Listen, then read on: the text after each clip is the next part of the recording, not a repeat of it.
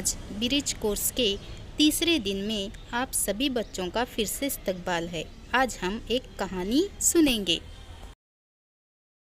अस्सलाम वालेकुम बच्चों, आज हम शिकारी और खरगोश की कहानी पढ़ेंगे। एक शिकारी जंगल से गुजर रहा था। उसकी नज़र एक खरगोश पर पड़ी। उसने झट से खरगोश को पकड़ लिया। कुछ दूर जाने के बाद उसे दूसरा खरगोश भी नजर आया। शिकारी के मन में ये लालच आया कि क्यों न मैं उस खरगोश को भी पकड़ लूं। जैसे ही उसने खरगोश को पकड़ने के लिए हाथ आगे बढ़ाया, पहला खरगोश हाथ से छूटकर भाग गया।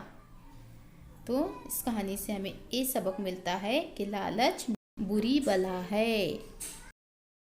मश्क करें। सुनी हुई तस्वीरी कहानी के हर तस्वीर पर इजहार ख्याल करना और बहस व मुबाहिसा करना।